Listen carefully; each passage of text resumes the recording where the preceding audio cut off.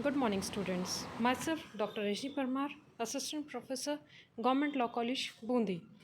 Today, here we are in this video with this proficiency in English, and here we are going to discuss some new Latin maxims. So, first of all, we start with the first term, post-mortem. Post-mortem means examination of human body after death.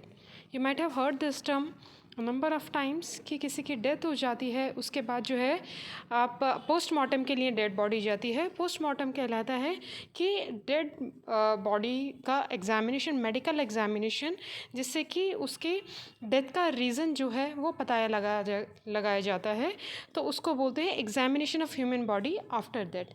Dead body का examination जब होता है, medical examination, जिससे कि death का cause, उसका reason, उसका time, everything, manner of death, ये सारी चीज़ें पता लगाने के लिए, इन्वेस्टिगेशन के लिए पोस्टमार्टम, बॉडी का पोस्टमार्टम किया जाता है।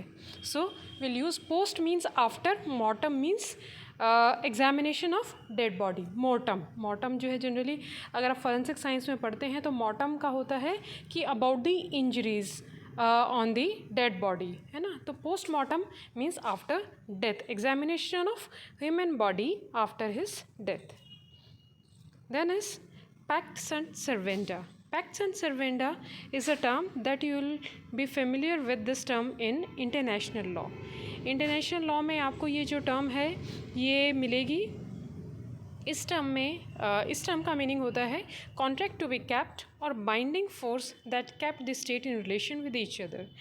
Pacts and servanda is a sort of force, binding force है ये एक टाइप की जो है ऑब्लिगेशन है, जिसमें कि दो सिविल स्टेट्स होती हैं, वो एक दूसरे को ऑब्लिगेशन से बाइंड करके रखती हैं। क्योंकि यहाँ पे जो है आपका कोई भी hard and fast rules regulations नहीं होते हैं, कोई भी सेंक्शन नहीं होती है इंटरनेशनल लॉ में, इसीलिए ऑब्लिगेशंस होती हैं, और उन ऑब्लिगेशंस को हम जो बाइंडिंग फोर्स का नाम देते हैं वो बाइंडिंग फोर्स होती है, पैक्ट्स एंड सर्वेंडा।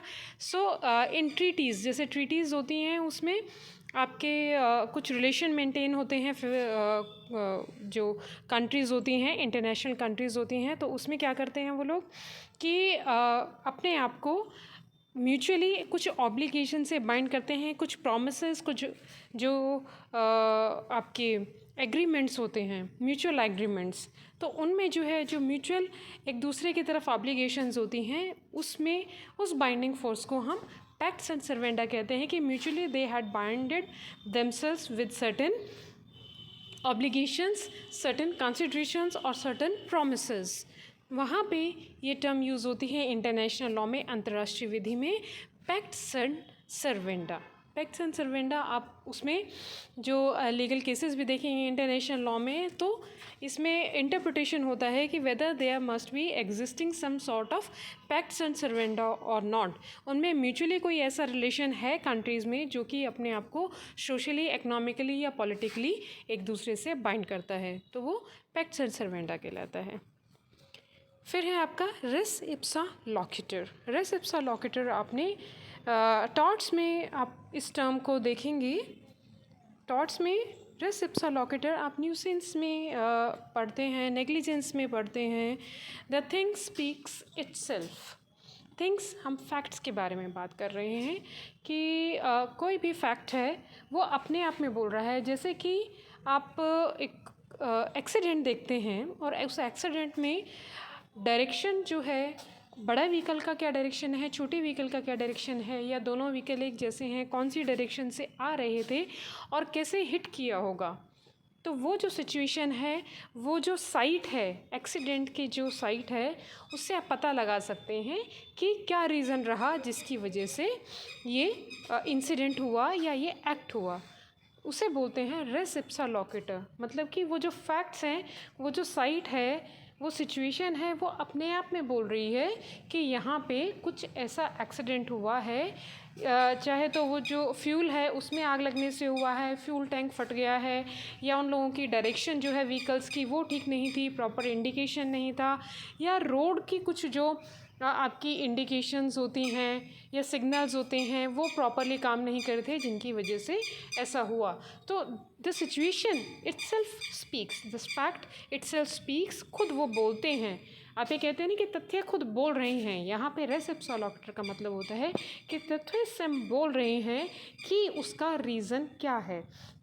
डेड बॉडी है, डेड बॉडी अगर वो आप देखिए, अभी जैसे हमने पोस्टमार्टम पढ़ा है, तो अगर उसका माउथ जो है, माउथ के आसपास ब्लू हो गया है, लिप्स ब्लू हो गए हैं, मुंह से झाग आ रहा है, तो ये फैक्ट खुद ही बोल रहा है कि उस पर्सन को माउथ के थ्रू जो है पॉइज़न दिया गया है, जिसकी वजह से उसकी डेथ कॉज हुई है। तो पहला एक आपको जो है इंटेरोगेशन के लिए एक चीज़, इन्वेस्टिगेशन के लिए मिल जाती है कि पहले आप ये देखें कि उसकी जो डेथ हुई है वो पॉइज़न की वजह से हुई है, और सेकेंडली वो पॉइजनली वॉलंटरी लिया गया है या उसको फोर्सफुली दिया गया है, that is a second part. But पहला रीज़न जो है वो ये है कि जो पर्सन है उसकी डेथ पॉइजन की वजह से हुई है। So the body itself speaks that what is the reason behind the cause of death, that is called res ipsa loquitur. Another is ratio legis. Ratio legis means reasons for the occasion of law. जैसे ratio decidendi हमने पढ़ा है, decidendi हम बात कर रहे हैं reason for the decision. Here we are talking about the reasons for the occasion of law. In certain situations we are using a law which is not already been applied in that situation, but where we are applying that law, that occasion, so the reason need to be mentioned कि हम इस law को यहाँ पे क्यों apply कर रहे हैं। मान लीजिए कोई फैमिली का डिस्प्यूट है ना, और उसमें कुछ क्रिमिनल एक्ट हुआ है, तो क्रिमिनल एक्ट यहाँ पे क्रिमिनल लॉ अप्लाई होगा। So it is apparently seen कि रीज़न क्या है वहाँ पे, क्योंकि क्रिमिनल एक्ट हुआ है, ह्यूमन बॉडी को इंजरी हुई है, although initially it is just a family dispute, लेकिन क्योंकि उसमें क्रिमिनल एक्ट इन्वॉल्व हुआ है तो क्रिमिनल लॉ एप्लीकेबल होगा।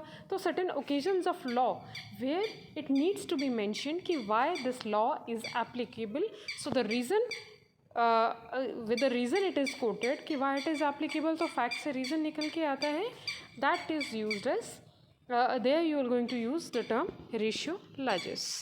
Thank you so much for today. We'll come with some new Latin maxims in the next class. Thank you.